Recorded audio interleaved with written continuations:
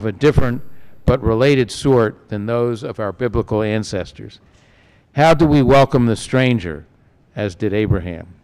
Balance our budget while caring for those who hunger and thirst for righteousness, whom Jesus spoke of in his Sermon on the Mount. Defeating physical hunger is the path to peace, Pope Leo has said in recent days. Addressing the scourge of hate directed at the other is another challenge we face. The Beth Israel congregation in Jackson, Mississippi was firebombed by the Ku Klux Klan in the 1960s because its rabbis supported civil rights. More recently, one Torah relating the story of Abraham and Isaac survived the Holocaust. It was behind glass and was not damaged in the fire this weekend, as were other Torah scrolls. Hinenu, we are here for the next 90 days. Let us address our state's future in a manner befitting the words and deeds of our biblical ancestors. Amen. Quorum call. Will the clerk please call the roll?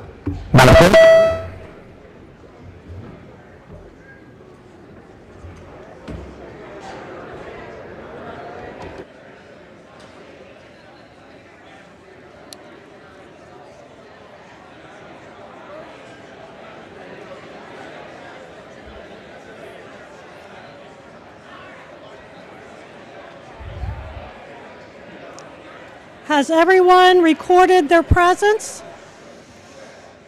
If so, the clerk will take the call.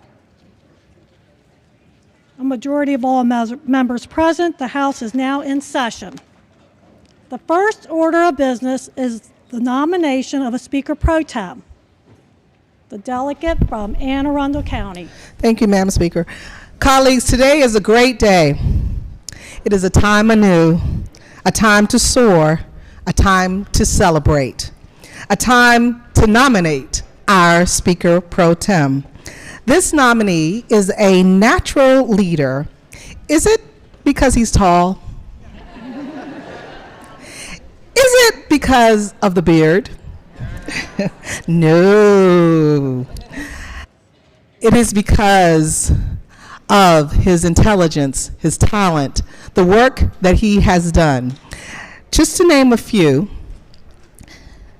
because if I name them all, you'll miss your lunch plans, your dinner plans, and we'll be here all day. So the work that he led us through was the Police Accountability Board, the Child Interrogation Protection Act, cannabis decriminalization, gun safety, numerous gun safety laws, and we cannot help but thank him for helping us get out of judiciary way past 4 a.m., and we have never done that again. Thank you for that. Second Look, parole reform, and numerous others. He is my friend who led the Democratic caucus when I came in as a baby freshman, actually a candidate at that time, and many of you. He knocked doors for us, he came to our communities, and he mentored us to help us get where we are today. And so, with that, it is my pleasure, it is my distinct honor to nominate Delegate Luke Clippinger as Speaker Pro Tem.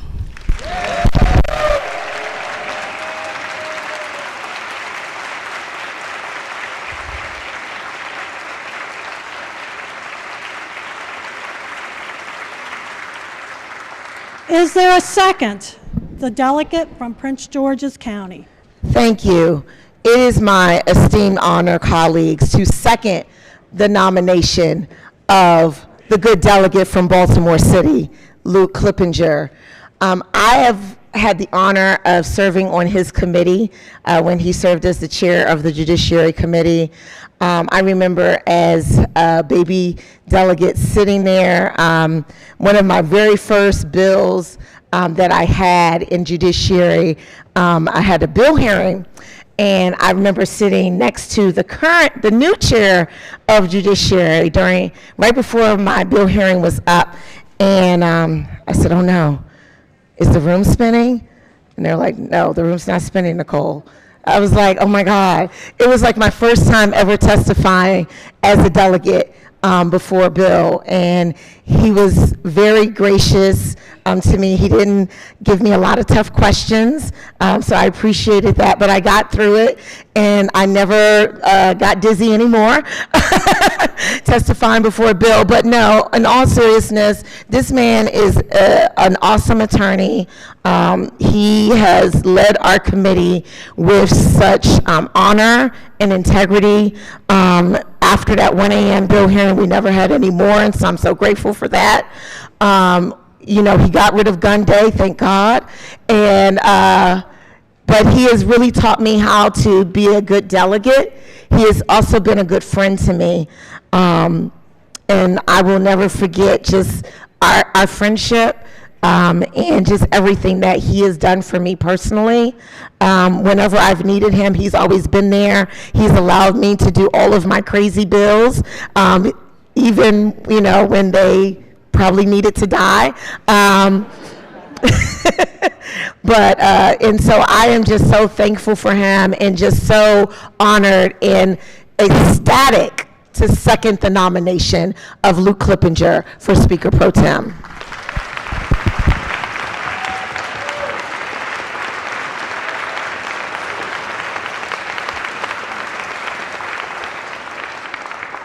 Are there any other nominations? Is there a motion to close the nominations? The delegate from Baltimore City. Before I move to close the nominations, I would just like to say about the good delegate that we're both graduates of the Baltimore City Public School System. We did not go to the same high school, however. But we did share the same, I think it was calculus, trigonometry teacher. And I think it's fair to say that John Cymbalista at this moment has his eye, his one eye on us. We shared that and many other things. A great legislator and friend. I move to close the nominations. Is there a second? The delegate from Baltimore City. Thank you, Madam Clerk. Good afternoon, everybody. It's great to see you all. I was told that this is the roast, but I guess not so much. It is my honor and privilege to second the closing of the nominations for Speaker Pro Tem, and there's one particular reason to me why I think Delegate Luke Clippinger is so deserving of this position. I've known him for over 10 years now. I've had the benefit of seeing him in our district in Baltimore City. And there's something that you see over and over again with Delegate Clippinger, which is that he shows up, most importantly, when no one is watching. For his family, for his friends, for his community, for his colleagues. When there are no cameras, there's no acclaim, no crowds, no one knows it, is when he shows up when people need him. And to me, that is the true mark of a public servant and why it's so critical that we have him in this role. So it is my honor and privilege to second the closing of the nominations for Speaker Pro Tem for my friend, Delegate Luke Clippinger.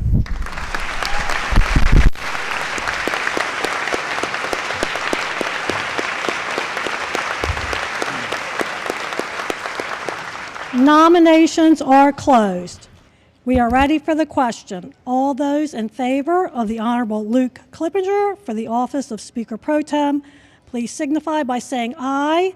Aye. Opposed, no. The ayes have it. The Honorable Luke Clippinger has been elected Speaker Pro Tem of the Maryland House of Delegates.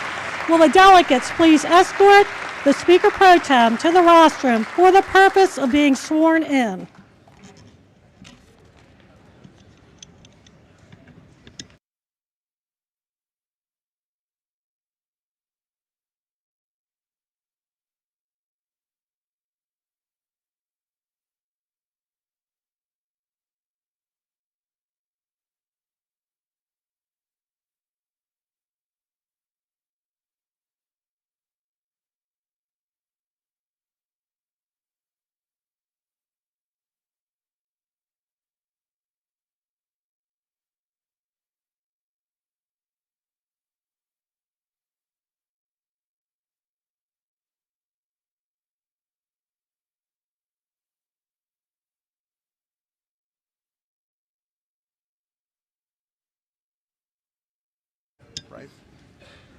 I state your name, I, Luke Klippinger, do swear do swear that I will support the Constitution of the United States that I will support the Constitution of the United States and that I will be faithful and that I will be faithful and bear true allegiance to the state of Maryland and bear true allegiance to the state of Maryland and support the Constitution and laws thereof, and support the Constitution and laws thereof, and that I will, and that I will, to the best of my skill and judgment, to the best of my skill and judgment, diligently and faithfully, without partiality or prejudice, execute the office of Speaker Pro Tem execute the office of Speaker Pro Tem according to the Constitution and laws of the state, according to the Constitution and laws of this state, that I will not directly or indirectly and that I will not directly or indirectly receive the profits or any part of the profits receive the profits or any part of the profits of any other office of any other office during the term of my acting during the term of my acting as Speaker Pro Tem of the Maryland House of Delegates. as Speaker Pro Tem of the Maryland House of Delegates. Congratulations. Thank you very much.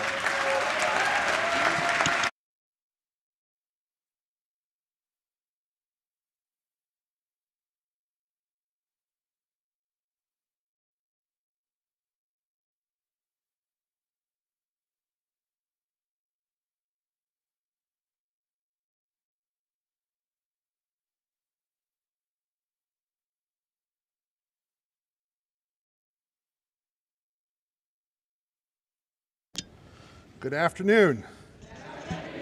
I greatly appreciate the support of everyone in this house and all of the kind words that were said. It has been a privilege to have been the chair of the Judiciary Committee for the last 7 years.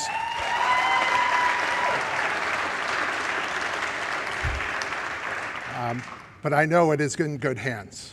I know it is in fantastic hands.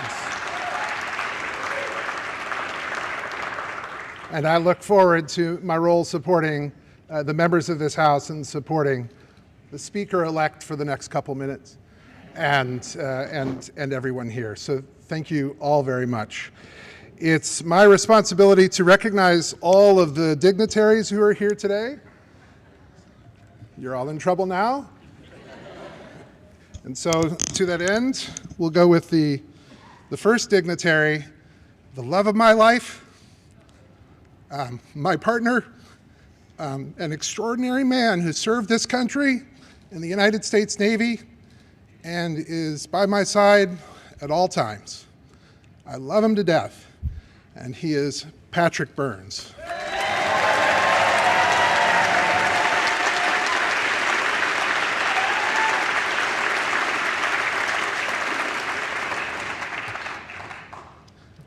I will note he got a lot of applause before, and I think that's great too. Now, from my left side, from where I'm standing, I'm going to recognize first members of the Speaker's family. Markian Melnick.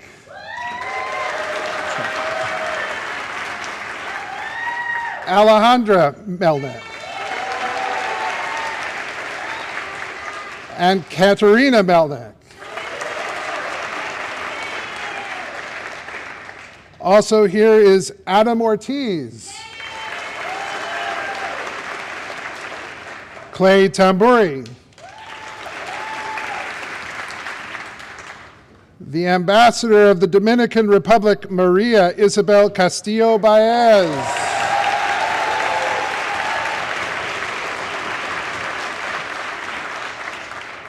I have another, the Minister and Counselor, Bethania Fernandez.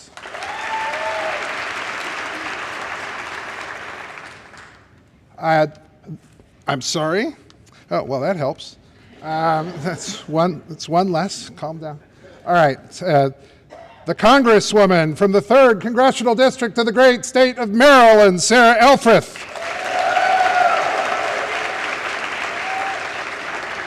The Congresswoman from the 6th Congressional District of the great state of Maryland, April Delaney.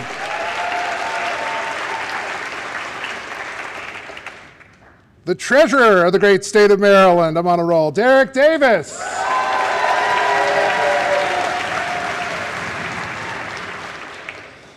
one of the greatest constituents of the 46th Legislative District, the Comptroller of the great state of Maryland, Brooke Learman.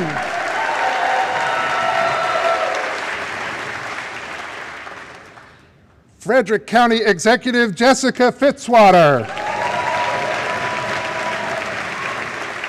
Secretary of State for the great state of Maryland, Susan Lee. The Howard County Executive, Calvin Ball. He got a postponement to be here from the court, I think. The Attorney General for the great state of Maryland, Anthony Brown.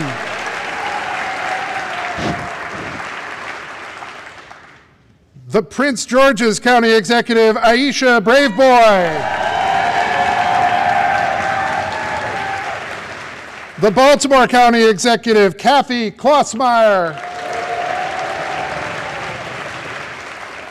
The Wicomico County Executive, Julie Giordano. The Anne Arundel County Executive, Stuart Pittman. The Montgomery County Executive, Mark Elridge. And now on my right, all right, the Mayor of Annapolis, Jared Littman. The Mayor of Frederick, Michael O'Connor. Is this a good time to bring up the potholes on the Mayor of the great city of Baltimore, Brandon Scott. We'll talk later. The Mayor of Ocean City, Richard Meehan. All right. The Mayor of College Park, Fazlul Kabir. The State's Attorney from Prince George's County, Tara Jackson. The State's Attorney from the great city of Baltimore, Ivan Bates. Montgomery County Councilwoman, Natalie Fanny Gonzalez. Is not here. Anne Arundel County Councilwoman, Julie Hummer. Prince George's County Councilwoman, Shayla Adams Stafford. Is not here. Right. Anne Arundel County Councilwoman, Allison Pickard. A previous member of this body, and she never lets me hear the end of it, and Councilwoman from Prince George's County, who is out here, right there, Juanica Fisher.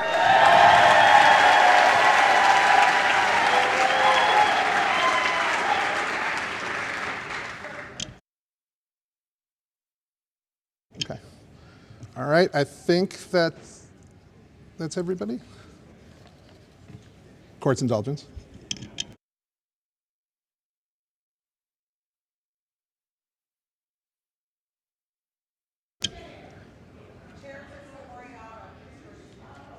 Where are you?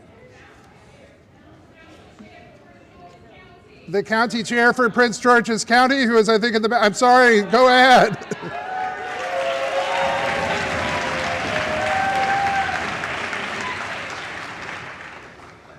All right. I'm sorry? The mayor of Rockville is here. Where's the mayor of Rockville? All right. Is that Evan Glass, the county councilman from Montgomery County, I think is here. And now this is the part of the show where I'm walking on a tightrope because I'm going to irritate people. All right. I'm going to stop right there because we have more important business to do, I think.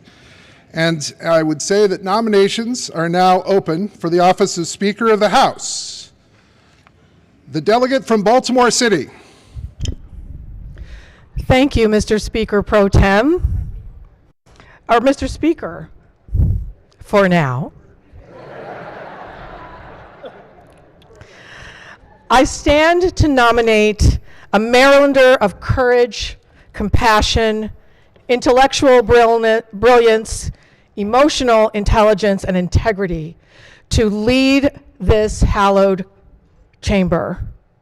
I'm honored to have been chosen to fulfill this historic duty. I nominate this incredible woman because she's extraordinarily qualified to lead us. First, because she sees us as human beings, as public servants, as Marylanders of every color, faith, economic background, educational level, regardless of the characteristics that we cannot change, like national origin or gender identity. She sees us. Her life story will resonate with anyone who's experienced life's challenges, like food insecurity or housing insecurity. Anyone who's known employment challenges or faced cultural or language barriers. Born on the island once known as Hispaniola, the island of riches, on which Christopher Columbus landed in 1492. Some of you know he was lost. He landed there. The island of Hispaniola was fought over by European colonial powers for hundreds of years. She was born in the nation on Hispaniola, known as the Dominican Republic. An honor to those legislators from that island nation. Our colleague moved to the United States as a 7-year-old little girl with her mom of blessed memory and her sister seeking a better life.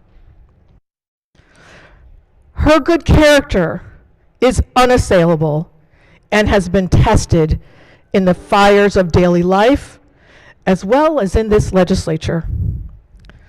This amazing woman showed her courage, her compassion early, becoming the de facto Spanish-English language interpreter for her family members and neighbors, and standing up for others as the abogadita, the little lawyer for others, advocating from an early age.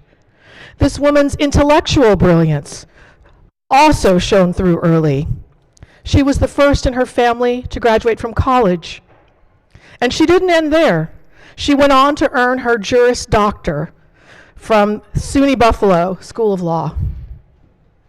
After working as a public defender and later as an assistant U.S. attorney for the Department of Justice, this incredible woman entered public service, serving as a College Park City Council member, and then in 2006 was elected to the Maryland General Assembly as a delegate representing District 21 in gorgeous Prince George's and amazing Anne Arundel counties. I know what side my bread is buttered, I will always say gorgeous Prince George's. This great woman's biography is inspiring. Starting with modest beginnings, she overcame many life obstacles and took advantage of every opportunity that came before her. But her biography isn't the whole story. Her qualifications go beyond mere biography. What qualifies this great Marylander to lead this chamber is her character. Character is that thing you do when no one is looking. It's not what you say, it's what you do. This great Marylander is a person of character. For all of us who know her, who have been mentored, advised, talked off various ledges at different tough moments, her character is her greatest qualification. I call her my hermana, my sister, not because we have the same parents, but because of the warm, sisterly friendship she's extended to me from the day I arrived in this legislature. She's like family, not just for me, but for many of you. You can call her Edmond too if you like. But she taught me so much. She taught me to reach out and listen, even to those with different opinions and points of view. She taught me how to build consensus, and then gave me a really tough bill where I got to practice my consensus building skills. And she stuck with me through that tough consensus building process. Took 2 years to pass that bill, but I learned so much from her, and it was well worth it because we did something great for the people of Maryland. This woman, with grit, tenacity, and so much heart, who's taught me and so many of us how to lead with heart. She didn't just tell us or explain or advise us what to do, she modeled it. Permission to use the delegate's name? Permission granted. Thank you, Mr. Speaker. With that, I ask you to join me in this historic moment to nominate Delegate Jocelyn Pena-Melnick to be the next Speaker of the Maryland House of Delegates.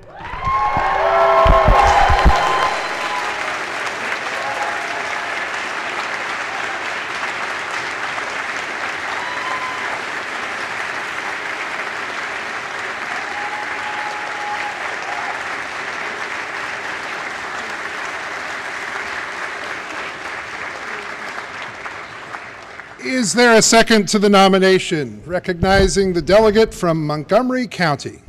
Thank you, Mr. Speaker, and congratulations, my friend. I rise today to second the nomination of, permission to use the delegate's name, sir? Granted.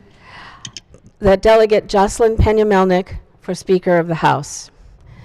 This is a woman whose life experiences have taught her how to be strong, diligent, and strategic, and at the same time, compassionate and inclusive. She learns from her experiences and her observations. Her work ethic is unmatched. Every single one of us has witnessed that.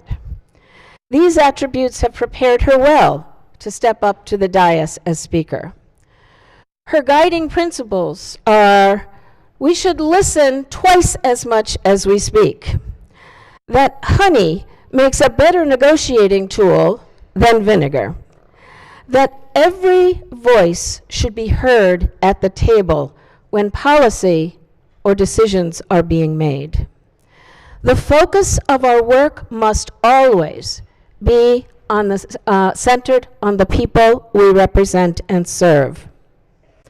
That sometimes our thinking has to evolve, and although change is hard, most of the time it is for the better. And if not, then we need to be agile enough to adjust. That everyone should have the opportunity and support to be their best self, either as a legislator and as a person. And that people genuinely deserve respect. We know these things about her because we have been witness to them. As my colleague before me said, she models these beliefs every day in her legislative work and in her personal interactions. These are the beliefs of a leader who can bring people together from all perspectives and all ideologies and make good policy for others. We know this because we have been witness to it.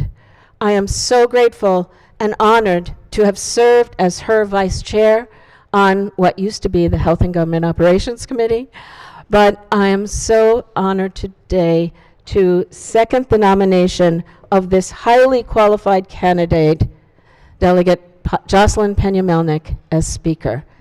Thank you, Mr. Speaker.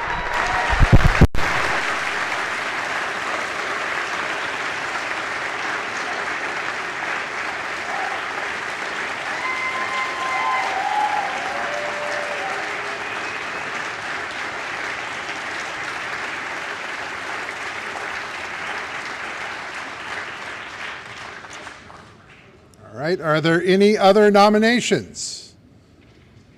Is there a motion to close the nominations? Mr. Speaker. The delegate from Prince George's County. Thank you, Mr. Speaker. Today I rise to move to close the nominations for Speaker of the House. We have an embarrassment of riches in this House today. So many well-qualified people who put their name forward. Permission to use delegate name? Granted. We had so many people like the Honorable Chairman Ben Barnes, who put his name forward. The Honorable Chairman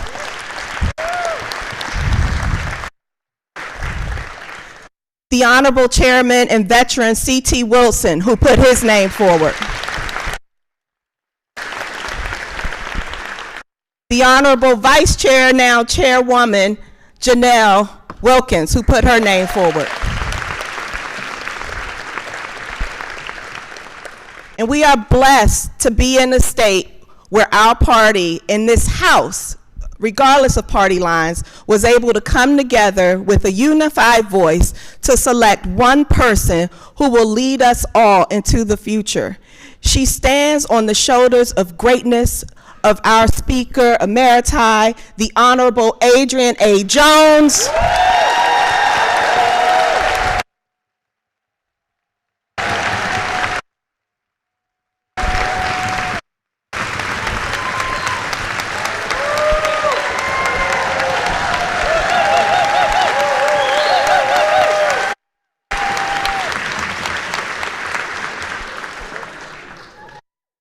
Who taught us all about how to lead in difficult times.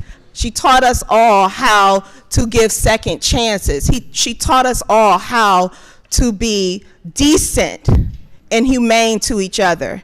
And so I know that in our new nominee, in our new speaker, our next speaker, Delegate Jocelyn Pena-Melnick, we will have a woman who will continue to break history as the first Afro-Latina to ever lead a state house anywhere in the United States of America.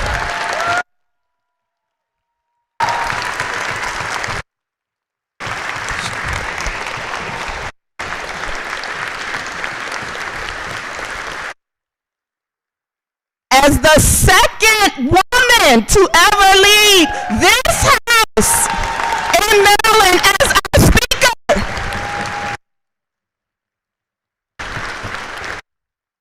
And as the third ever in history Latina to ever lead a House of Delegates. We could not be more proud. We could not have a better choice who's going to reach across the aisles, work with everybody, listen to everyone, make sure we're all heard, and lead us and continue to move us forward based on the foundation from your predecessor. I could not be more proud than to stand here today after getting in plenty of good trouble with you. After learning from you to put my head down, be quiet, show up on time, and do my work. After learning from you that we will not be defined by our worst moments, but by who we are, the content of our character. You have taught us all that. You have taught us how to do constituent services. You have taught us how to be good and decent people. And I know you learned it from the former speaker, Speaker Adrian Jones. I know you will continue that good work, and I am just so proud to move to close this nomination. Thank you, Mr. Speaker.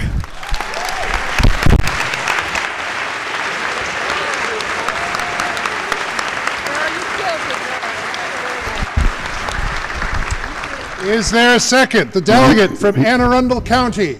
Thank you, Mr. Speaker. I come from a different perspective in moving to close the nominations, to second that motion. I've known our soon-to-be elected speaker for nearly 20 years. And not only have I known her because we were elected in the same year, we spent that entire time on committee together under different chairmen, and I've had the pleasure of working with her as the chair most recently. And I know some of you like this, but she is way too liberal for me. I'm just going to tell you that. I mean, I know you like it, but But I also confess, in 20 years, I think I only got on her bad side or nerves once. And let me tell you, you don't have to speculate when you get there. Fortunately, it only lasted about an hour. But more sincerely, especially in this time when politics is so toxic, I want to say I am so grateful to let you know that we have a warm friendship. We have affection for each other, and it's a very it's a heartwarming thing when you think about it in context of the way politics is now. And I also want to speak from the perspective of the long-suffering minority party here. I remember when she was made chair, and I came back after a session. She was in our hallway counseling a Republican member on a bill that was in her committee related to substance abuse, on some ideas that she had on maybe who he could bring together to work out the bill. I remember a really good idea and bill that was a little political ending up on the voting list because she was willing to do it because it was the right thing to do, even though it was a Republican's bill. Not many heads of committee have Republicans bring bills to the floor. And that was, I mean, I've been here nearly 20 years. I've not seen that very much, but she included and engaged us in the legislative process more fully. And I can't tell you how many times lobbyists or interests, people with bills, have come to me and said, your chairman asked us to come meet with you to talk to you about this bill. So practical experience with our soon-to-be elected speaker is that, you know, as a Republican here, I have felt heard, respected, and included because of your leadership, and I want to thank you for that. I'm very optimistic about our engagement here in the future, and with that, I second the motion to close the nominations. Thank you.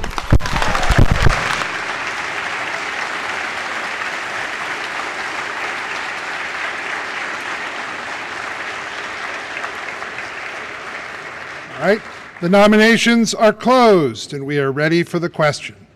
All those in favor of the Honorable Jocelyn A. Peña-Melnyk for the office of Speaker of the House signify by saying aye. Aye. Opposed, no. The ayes have it. The Honorable Jocelyn A. Peña-Melnyk has been elected Speaker of the House of Delegates. Will the delegates please escort the Speaker to the rostrum for the purpose of being sworn in?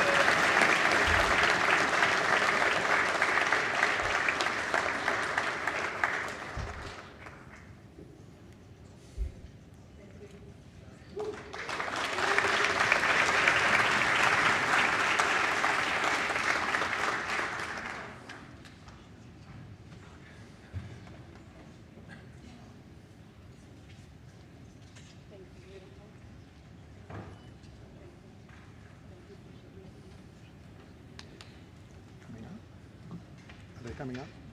Are they coming up? Yes. Okay. Congratulations to you. Thank you very much. Okay? You're going to do great work, okay? You do. You do.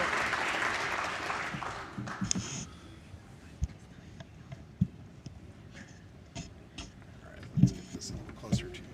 Yes. You're going to raise your right hand. All right? I state your name. I, Jocelyn Peña-Melnyk, Do do swear do swear that I will support the Constitution of the United States that I will support the Constitution of the United States and that I will be faithful and that I will be faithful and bear true allegiance to the state of Maryland and bear true allegiance to the state of Maryland and support the Constitution and laws thereof, and support the Constitution and laws thereof, and that I will, to the best of my skill and judgment, and that I will, to the best of my skill and judgment, diligently and faithfully, without partiality or prejudice, without partiality or prejudice, execute the office of Speaker execute the office of Speaker according to the Constitution and laws of the state. according to the Constitution and laws of the state. That I will not directly or indirectly That I will not directly or indirectly receive the profits receive the profits or any part of the profits or any part of the profits of any other office of any other office during the term of my acting during the term of my acting as Speaker of the House of Delegates. as Speaker of the House of Delegates. Thank you. Thank you.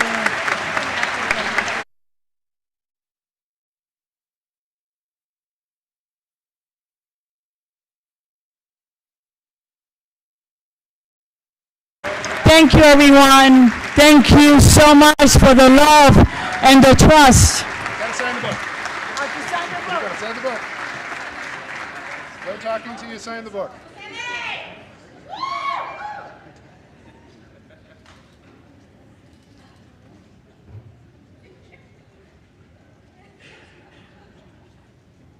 Thank you so much. Now we're done.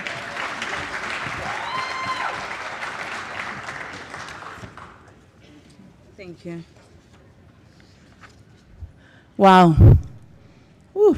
I want to just take a second to remember this feeling, because it's an incredible feeling.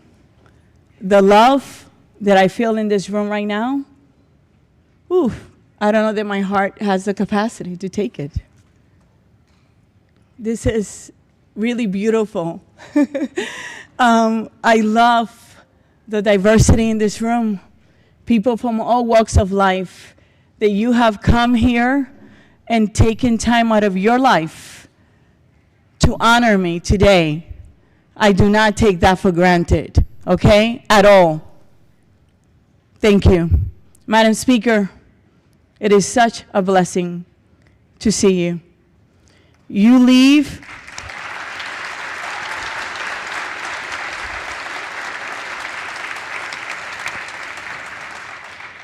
very big shoes for me to fill. But as my friend, the new chair of the Health and Government Operations Committee, which is now the Health Committee, I don't know who did that, just kidding. You have left those shoes in the right direction, and I'm going to follow that. I was going to start with my speech, but I'm going to start with yours, because you deserve it, and you deserve so much.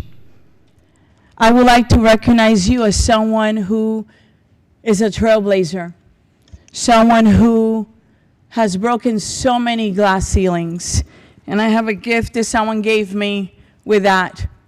You have done that, and you have made it possible for someone like me, this little island girl inside, to come here and dream of the possibility. And that one day, as we look at all these men in this chamber, the pictures, that your chamber, which by the way was commissioned and is being done, your picture, your portrait, is gonna be here.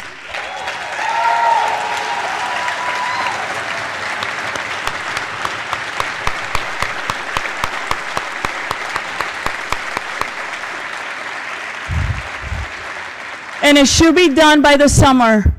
And when little girls come into this chamber, Madam Speaker, your picture will be there, and they can dream and they can see that it's possible. And you did that. You did it for us.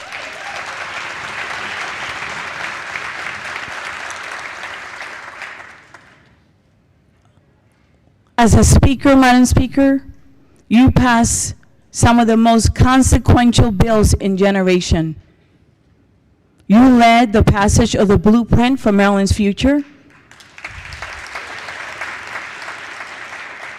to ensure that a child's zip code did not determine the quality of their education or the chances in their life. And I can tell you, as someone who education opened the doors for me, it really did. It's the reason why I'm here.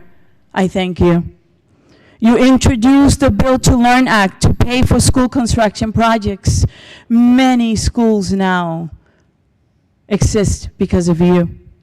You implemented the nation's first comprehensive statewide policy agenda for racial and economic justice and made transformational police reforms, including making Maryland the first state in the nation to repeal the Law Enforcement Officer Bill of Rights.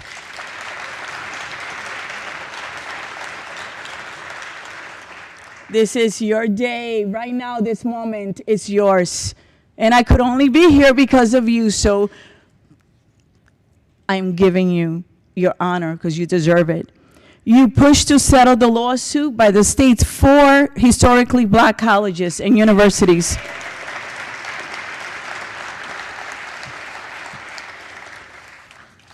Which was so important. And as a woman, especially during these times when the federal government is rolling back so many rights, and the Supreme Court, you, Madam Speaker, you introduced a bill to protect women's reproductive health care and to enshrine the right to reproductive freedom into the Maryland's Constitution. You did that.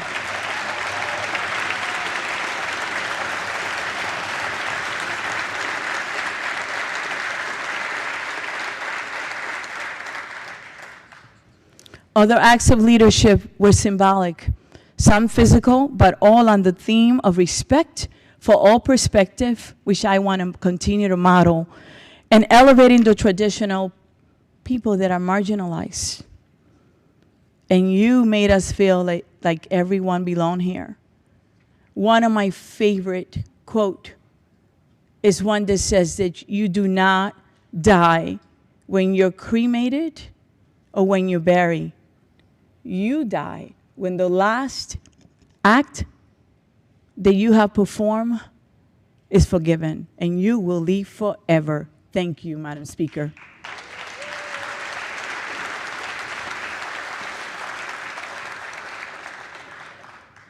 So we have a couple people that did not get recognized. I know we recognize the chair of Prince George's County Council, Krista Oriana, Councilwoman Shayla Adams Stafford, Danielle Hunter, and Councilmember Ed Burrows. Thank you. So my colleagues and friends and family, welcome. Welcome to the first state of session for the Maryland General Assembly.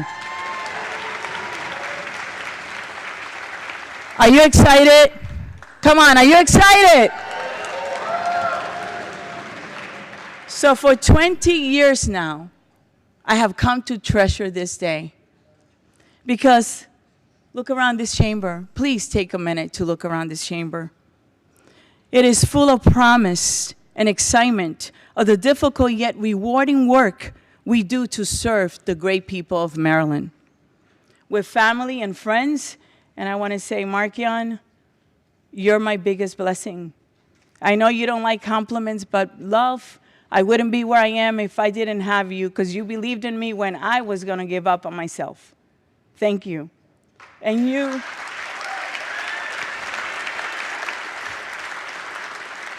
And you know, Mom Melnick, his mom passed away recently, and you reflect her beautifully. I tell my kids that I hope and pray one day with every fiber of my being that they get to meet someone like you as a partner. Caterina, Alejandra, wow, I love you guys. You are my biggest treasure with your brother Camilo, who has to work as an engineer in another state, but is here in spirit. You guys are what every mom or dad will like in a kid. You're loving, humble, respectful, hardworking, but most importantly, you care about every human being regardless of what they look like. And I love you. so much.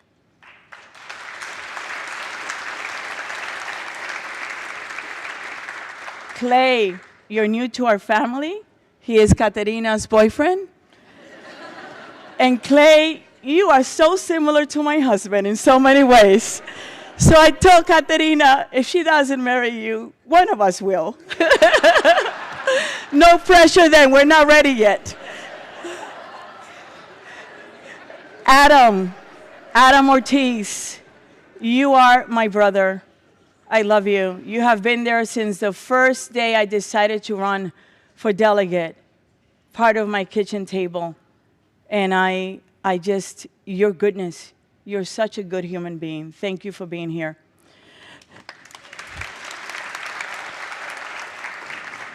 To the ambassador of the Dominican Republic, never in my wildest dream did I think growing up in that tiny little house in the Dominican Republic in poverty that I would get to have and meet the ambassador of the Dominican Republic. It is such a blessing to have you here.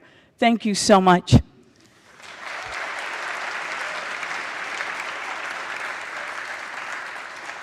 To my friends in the gallery, I have so many sisters from another misters and brothers. And I have to tell you, thank you so much for being in my life, for loving me unconditionally, my imperfect way of being. Thank you for loving every fiber of me. For everyone that is here today, the families and friends of my colleagues, thank you for giving them the support they need. Thank you for being here and making time for me.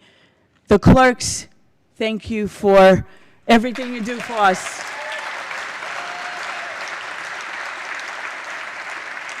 My staff, will you please raise your hand?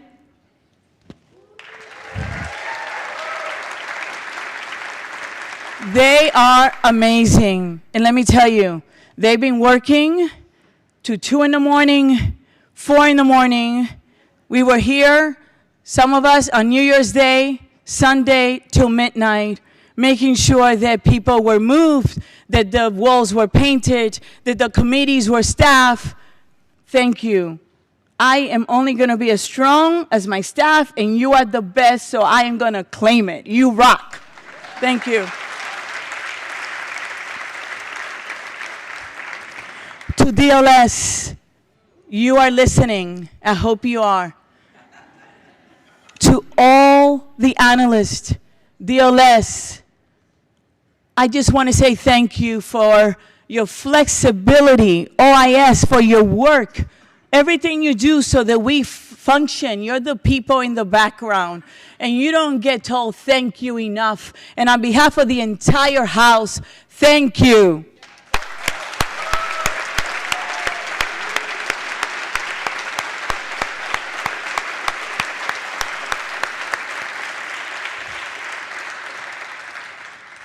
Our troopers. Oh my God.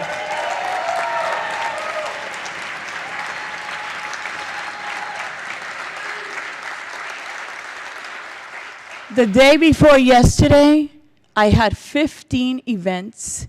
I spoke at 14, and Bobby was with me the entire time.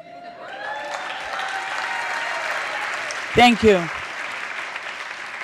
Chris, I told Chris he's been to a couple of events with me, Latino events, that he's going to learn Spanish. I told Bobby that too. Learn to dance bachata, merengue, salsa.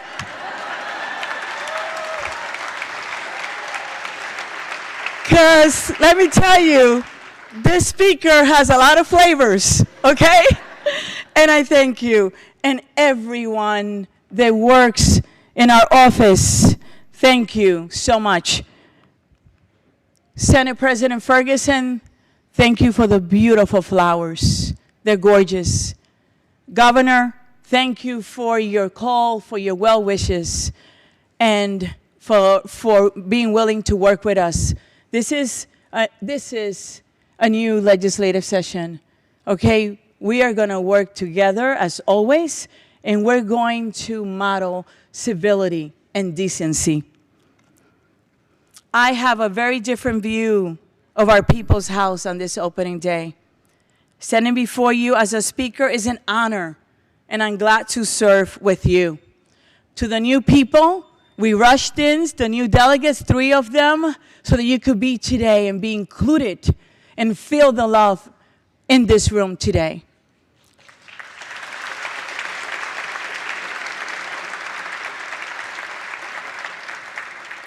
We are a team, all of us, and together we will solve the challenges that demand our best collaborative thinking and collective action. We are always going to be stronger when we're together, and I mean that sincerely. You know it, and I know it. These times we face are not easy. Some of them, when you pick up the newspaper, or you watch the news, it's demoralizing.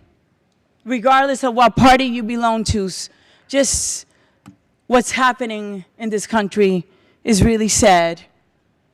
This is an era of national political division and economic strife. But we got this. We got it. We can do it. I've seen you at your best time and time again. We know how to meet this moment with dignity, grace, and civility. And I'm going to keep saying it. Dignity, grace, and civility. The voters of this great state have sent the best and brightest to serve here from every region. This is a special group of 141 people. They come from different regions, different backgrounds. But the bread and butter issues are the same for everyone. And respect should be the same for everyone.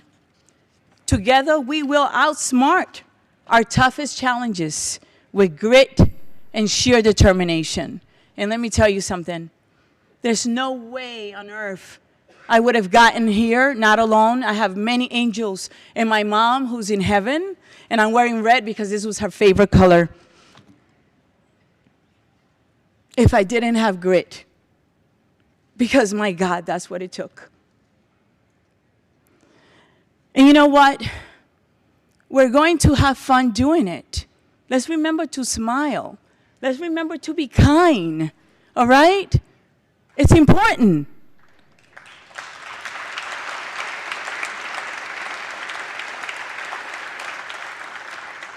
What a privilege to be alive during these times.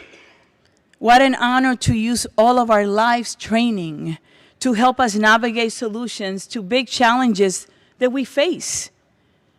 But you see, it's all how you see it and how you react when you have a problem. You decide that. This is not a burden, but a blessing to serve. Living in the shadow of Washington, D.C. right now, it's tough. Our state faces more exposure than others. We're greatly impacted. Where federal employees are losing their jobs. We have lost 25,000 jobs from January till November. 10,300 jobs lost just in the month of October. That affects us. Maryland businesses who sell fewer goods and services because people don't have the money to spend. Our unemployment claims goes up and our revenue collections go down. We don't have the revenues because people don't have the wages.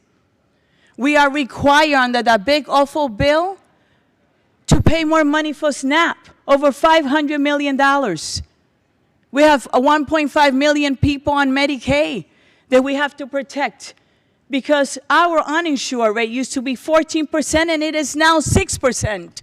And we don't want people to go to the hospital.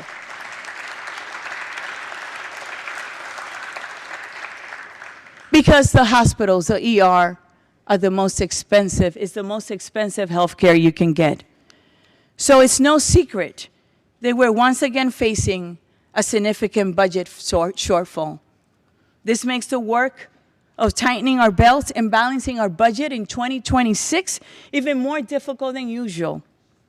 But working together, and I mean that, We will make difficult decisions on how to minimize the fallout from the federal policies that harm all Marylanders, all of them in 24 jurisdictions, 6.3 million people. And we must do it without raising taxes on Marylanders who are facing strained budgets. I know that we can figure it out, again, if we work together. There's been a lot written in the past few weeks about my inclusive leadership style. Some noted that I extended these olive branches even though it's not politically necessary, that I do not need the votes of the Republicans in a House with a Democratic supermajority. I disagree. It's politically necessary. I believe deeply in my core, Minority Leader, that each and every one of you matters. And the people who you represent, who choose you to be their voices, they matter deeply too. What we have forgotten in this era of national political division is that democracy is a daily act of faith in one another. It is an intentional act that you have to choose to do. Our systems of governance are always better when we have diverse views and ideas competing for consensus. That's the word. Let me repeat. We're always going to be stronger together. Are we going to agree on everything? No. But everyone should be at the table, and we should have civility, respect. So when I say we're inviting everyone to the table, it is to invite your ideas, all of you, 141 of you, your creativity, your collaboration, and your action to solve our state's biggest challenges. I don't want any finger pointing at all. I want your ideas. I want you to go to the chair of the committee, the vice chair, the members, and try to work it out. I want your partnership, all 141 of you, including myself. All of you are experts in different subject matters. You really are. Bring that to the table. See your fingers? They're not the same. Not the same. But you need them all for your hand to function. There's no reason why we can't do that here. I mean that. I challenge you. I challenge myself. We can do it. But you have to have the will and be intentional about it.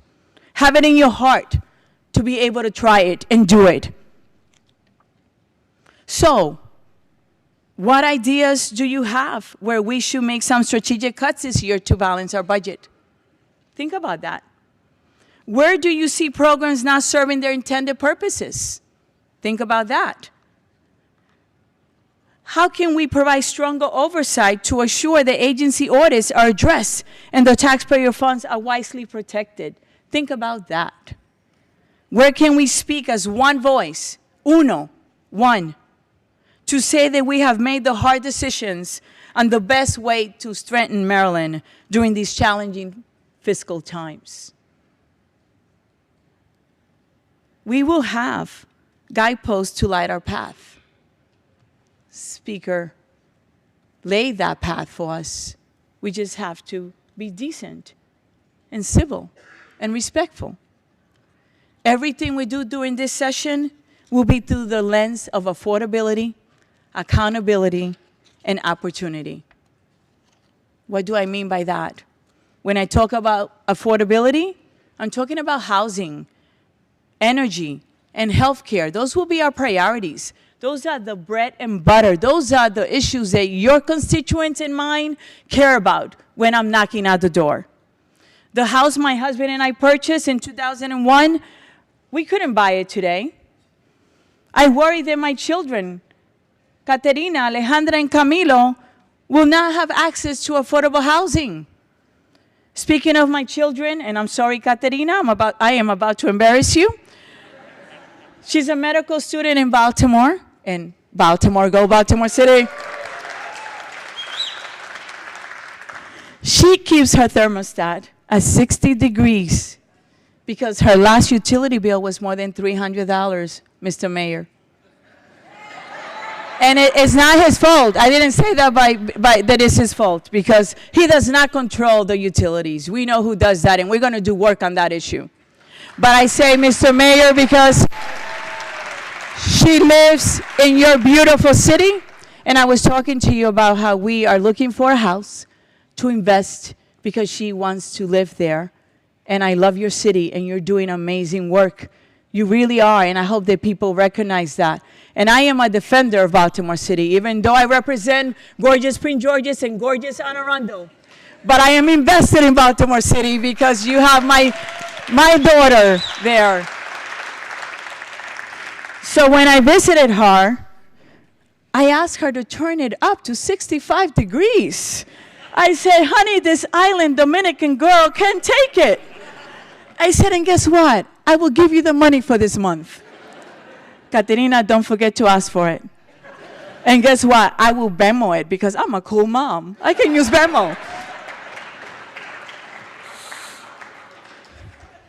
You know, Marylanders shouldn't get sweaty palms like my daughter and deep anxiety every month when they're opening their utility bills and they're wondering how high their costs will climb. I don't want that for anyone. And all of us also, we want more wage protection against those skyrocketing costs of health care. And I'm not going to start on health care because I will be here forever because you know that that's my baby.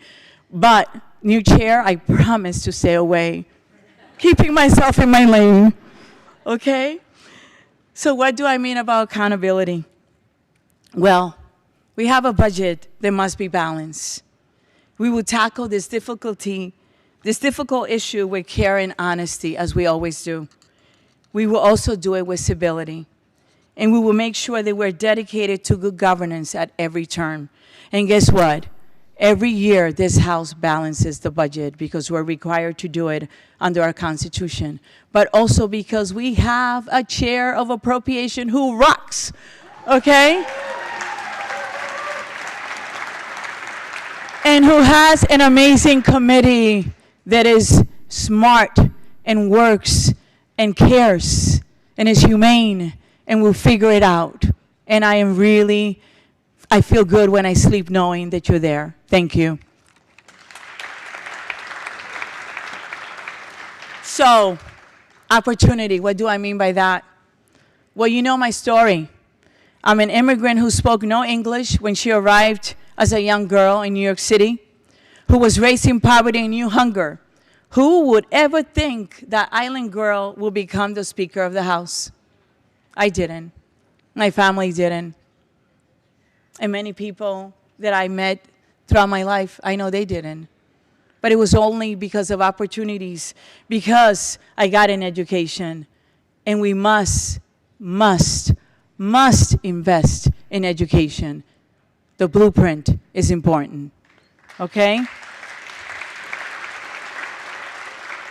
I know that we have to figure things out, but we will. But can we all agree that education is a change maker? Can we do that? Right? It is. So those experiences is why I believe that people can achieve great things when we remove barriers and we provide a hand. Sometimes people just need a hand. They need opportunities. That's all. Our house will keep an eye on the opportunities for people and businesses alike for them to be able to succeed in Maryland. Affordability, accountability, and opportunity are important. So guess what? I'm excited for the torrent of work that gets unleashed over the next 90 days. I do. It may sound crazy, but I love it. I have seen us rise to the occasion over and over again. And I promise to be right next to you, supporting you, cheering you on, and watching your best spirits shine. All I ask is that we bring our best self and not make any assumptions about what the other person is thinking. Because you know what happens when we make assumptions. You can fill in the blank. So, from my heart to yours, may we start this journey from a place of love, connection, and determination to bring our best self forward this session. God bless you all. Let's do it! Thank you. Thank you. Thank you so much. Thank you. Thank you so much. So grateful. Thank you so much, everyone. Thank you. Gracias de todo corazón. Thank you from the bottom of my heart.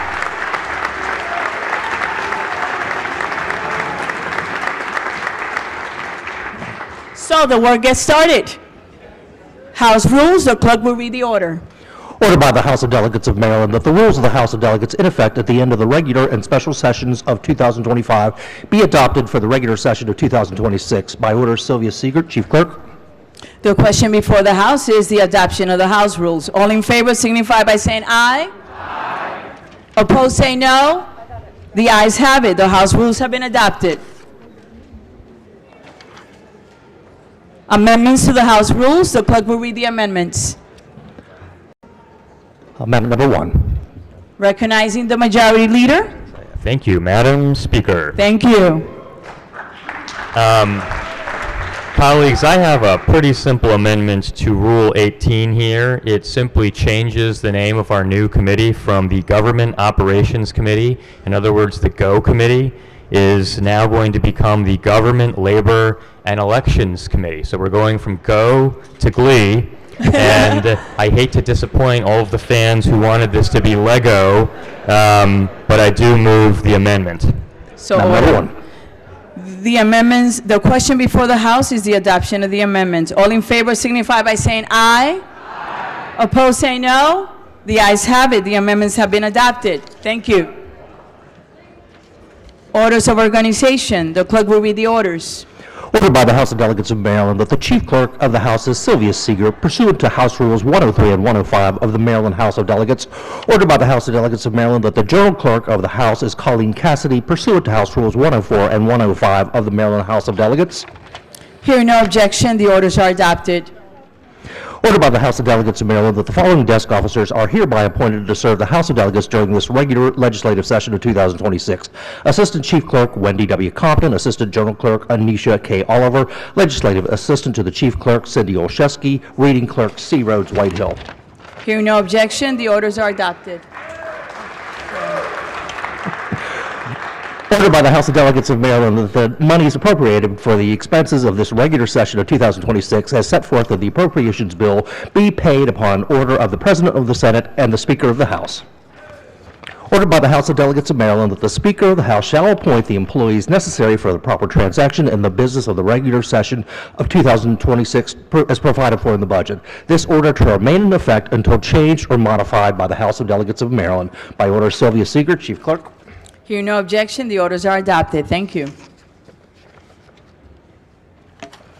Appointments. The clerk will read the appointments.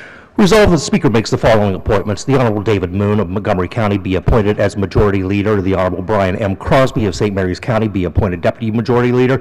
The Honorable Denny Taveras of Prince George's County be appointed Assistant Majority Leader. The Honorable Ashanti Martinez of Prince George's County be appointed as Majority Whip. The Honorable Dana Jones of Anne Arundel County be appointed Deputy Speaker Pro Tem. The Honorable Diana M. Fennell of Prince George's County be appointed Assistant Speaker Pro Tem. The Honorable C.T. Wilson of Charles County be appointed Parliamentarian. The Honorable Emily Shetty of Montgomery County be appointed Chair of the Democratic Caucus. The Honorable Vaughn Stewart of Montgomery County be appointed Vice Chair of the Democratic Caucus. Resolved that the Speaker makes the following appointments. Chief Deputy Majority Whips, the Honorable Tiffany T. Alston, the Honorable Vaughn Stewart. Deputy Majority Whips, the Honorable Jackie Addison, the Honorable Nick Allen, the Honorable Cheryl E. Pastor, the Honorable Denise Roberts, the Honorable Gary Simmons, the Honorable Sean A. Stinnett, the Honorable Joe Vogel, the Honorable Greg Wims, the Honorable Teresa Worman, the Honorable Chow Wu. Resolved that the Speaker makes the following committee appointments. Appropriations Committee, the Honorable Ben Barnes, Chair, the Honorable Ann R. Kaiser, Vice Chair, the Honorable Gabriel Acevero, the Honorable Barry Beecham, the Honorable Marquez Chang, the Honorable Mark Edelson, the Honorable Catherine M. Forbes, the Honorable Jefferson A. L. Grice, the Honorable Andrea Fletcher Harrison, the Honorable Jen Heimball, Jr., the Honorable Julian Ivey, the Honorable Adrian A. Jones, the Honorable Dana Jones, the Honorable Aletha McCaskill, the Honorable Susan K. McComas, the Honorable Rick Metzger, the Honorable Malcolm P. Ruff, the Honorable Emily Shetty, the Honorable Stephanie Smith, the Honorable Ryan Spiegel, the Honorable Joshua J. Stonko, the Honorable Karen Tolles, the Honorable Courtney Watson, and the Honorable Sarah Wolick. Economic Matters Committee, the Honorable Griselda Valderrama, Chair, the Honorable Lori Charkoudian, Vice Chair, the Honorable Christopher T. Adams, the Honorable Marlon Ampry, the Honorable Stephen J. Ahrens, the Honorable Harry Bonderi, the Honorable Adrian Boatho, the Honorable Brian Crosby, the Honorable Diana Fennell, the Honorable Seth A. Howard, the Honorable Andre V. Johnson, Jr., the Honorable Jesse T. Pippi, the Honorable Andrew C. Pruski, the Honorable Lily Shee, the Honorable Pam Queen, the Honorable Denise Roberts, the Honorable Mike Rogers, the Honorable April Rose, the Honorable Veronica Turner, the Honorable William J. Weiveld. Environment and Transportation Committee, the Honorable Mark Corman, Chair, the Honorable Michelle Guyton, Vice Chair, the Honorable Nick Allen, the Honorable H. Kevin Anderson, the Honorable Terry L. Baker, the Honorable Dylan Baylor, the Honorable Regina T. Boyce, the Honorable Linda Foley, the Honorable David Fraser Hidalgo, the Honorable Robin L. Grammer, Jr., the Honorable Ann Healy, the Honorable Marvin E. Holmes, Jr., the Honorable J. A. Jacobs, the Honorable Robin Lewis, the Honorable Jeffrey E. Long, Jr., the Honorable Todd B. Morgan, the Honorable Ryan Naraki, the Honorable Darrell Odom, the Honorable Dana Stein, the Honorable Natalie Ziegler. Government, Labor, and Elections Committee, the Honorable Melissa Wells, Chair, the Honorable Kenneth Kerr, Vice Chair, the Honorable Brian Chisholm, the Honorable Barry S. Celeberti, the Honorable Luke Clippinger, the Honorable Charlotte Crutchfield, the Honorable Chris Fair, the Honorable Mark N. Fisher, the Honorable Mary A. Lehman, the Honorable Sheila Ruth, the Honorable Cherie Sample Hughes, the Honorable Matthew J. Schindler, the Honorable Stuart Michael Schmidt, Jr., the Honorable Jared Solomon, the Honorable Vaughn Stewart, the Honorable Jen Terrassa, the Honorable Chris Thomason, the Honorable C.T. Wilson, the Honorable Chow Wu.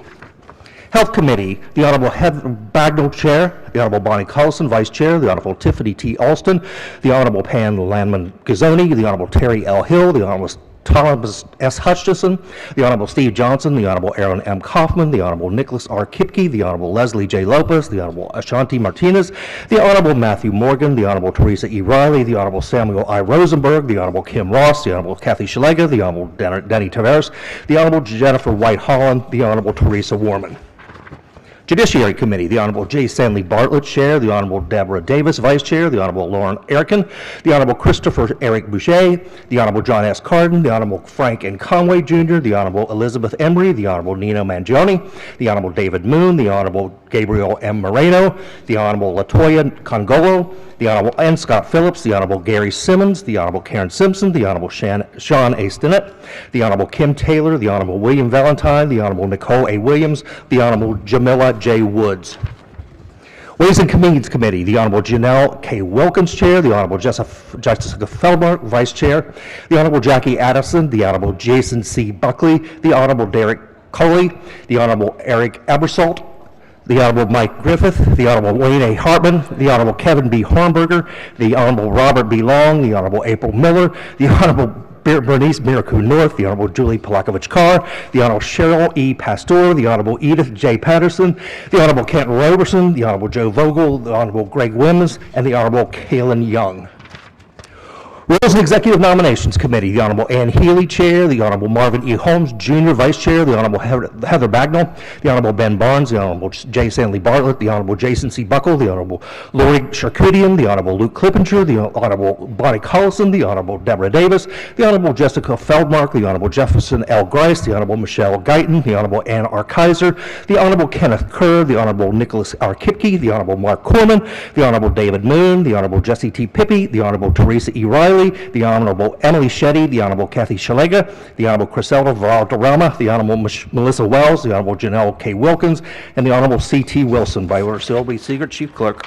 Hear no objection. The appointments are adopted.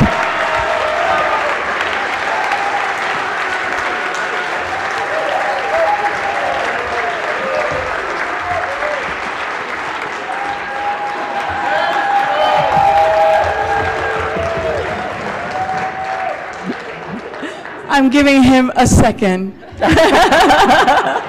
Message to the Senate. The clerk will read the message. Ladies and gentlemen of the Senate, the House of Delegates has organized by the election of the Honorable Jocelyn A. Pena-Melnick, Speaker of the House. We respectfully propose, with your concurrence, the appointment of a joint committee of 4 members, 2 on the part of the House and 2 on the part of the Senate, to wait upon the governor and inform him that the General Assembly is now organized and prepared to receive any communications he may desire to make. We have appointed on the part of the House of Delegates, Delegates Moon and Buckle. Hearing no objection, the message is adopted. Message from the Senate. The clerk will read the message. Ladies and gentlemen of the House of Delegates, we have received your message notifying the Senate of the organization of your honorable body and requesting the appointment of a joint committee to wait upon the governor to inform him that the General Assembly is now prepared to receive any communications which he may desire to make. We have appointed on the part of the Senate Senators King and Hershey. The Senate has organized by the election of the Honorable William C. Ferguson IV as president. Hearing no objection, the message is ordered journalized. Message from the Chief Executive. Executive nominations. The clerk will read the nominations and committee assignment.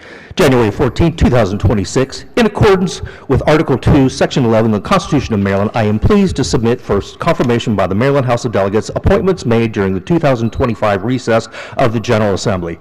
These appointees possess a commitment of advancing equity across our state and will serve the best interests of all our citizens. I am confident you will find them deserving of your support for appointment confirmation. Sincerely, Wes Moore, Governor, referred to Rules and Executive Nominations. Consent calendar of introductory House Bills number 1. The clerk will read the first bill. House Bill 1, Delegate Crosby, Environment and Transportation. Recognizing the Majority Leader. Thank you, Madam Speaker. So much be considered the reading of House Bills 1 through 50. Hearing no objection, the bills are read the first time and referred to the appropriate committees. Consent calendar of introductory House Bills number 2. The clerk will read the first bill. House Bill 51, Delegate Taveras, Economic Matters. Recognizing the Majority Leader. Thank you, Madam Speaker. So much be considered the reading of House Bills 51 through House Bills 100. Hearing no objection, the bills are read the first time and referred to the appropriate committees. Consent calendar of introductory House Bills number 3. The clerk will read the first bill. House Bill 101, Delegate Simmons, Government, Labor, and Elections and Appropriations. Recognizing the Majority Leader. Thank you, Madam Speaker. So much be welcome. considered the reading of House Bills 101 through 150. Hearing no objection, the bills are read the first time and referred to the appropriate committees. Consent calendar of introductory House Bills number 4. The clerk will read the first bill. House Bill 151, Delegate Vogel, Ways and Means. Recognizing the Majority Leader. Thank you, Madam Speaker. So You're much be considered the reading of House Bills 151 through 200. Hearing no objection, the bills are read the first time and referred to the appropriate committees. Consent calendar of introductory House Bills number 5. The clerk will read the first bill. House Bill 201, Delegate Fisher, Ways and Means. Recognizing the Majority Leader. Thank you again, Madam Speaker. Welcome. So much be considered the reading of House Bills 201 through 250. Hearing no objection, the bills are read the first time and referred to the appropriate committees. Consent calendar of introductory House Bill number 6. The clerk will read the first bill. House Bill 251, Chair, Environment and Transportation Committee, Environment and Transportation. Recognizing the Majority Leader. Thank you, Madam Speaker. Welcome. So much be considered the reading of House Bills 251 and 301 already at this stage in session. It's going to be a busy session. Hearing no objection, the bills are read the first time and referred to the appropriate committees. Introduction of House Joint Resolutions. The clerk will read the resolutions and their committee assignments. House Joint Resolution 1, Delegate Pippy, House Rules. House Joint Resolution 2, Delegate Wu, House Rules, by order of Sylvia Seeger, Chief Clerk. End of session. That ends the work at the desk. Thank you. Committee announcements, appropriations. Thank you, Madam Speaker. We will not meet today. Thank you. Economic matters. Yes, Madam Speaker. There's nothing to report. Thank you. Thank you. Environment and Transportation. Thank you, Madam Speaker. The House Environment and Transportation Committee will not be meeting today. Government, Labor, and Elections. Thank you, Madam Speaker. The Government, Labor, and Elections Committee will not be meeting today. The Health Committee. Thank you, Madam Speaker. The Health Committee will not be meeting today. Judiciary. Thank you, Madam Speaker. The Judiciary Committee will not be meeting today. Ways and Means. Thank you, Madam Speaker. The Ways and Means Committee will not be meeting today. Core and Call before adjournment.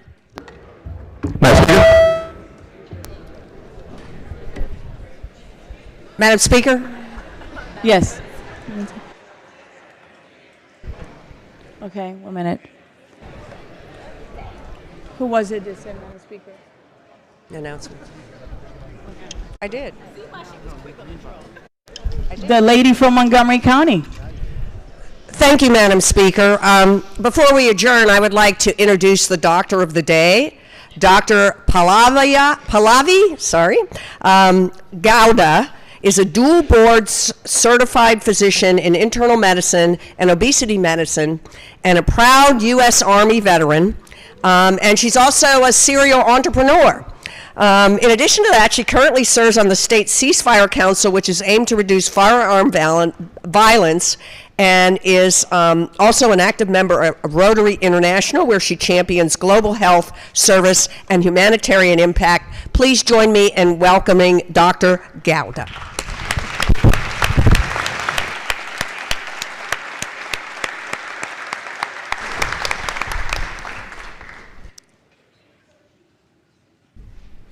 Madam Speaker, thank you.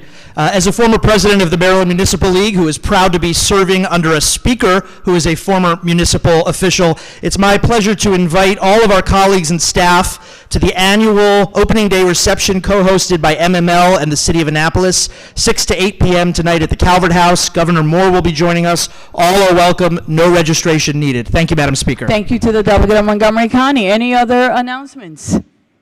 All right. Seeing none, has everyone recorded their... one more? Oh, yeah. Yep. It's okay.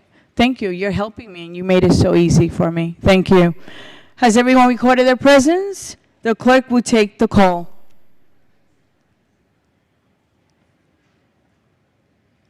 There being 138 members present, the House is still in session. Recognizing the Majority Leader. Thank you, Madam Speaker. I move that the House stands adjourned until Thursday, January 15th at 10 o'clock a.m.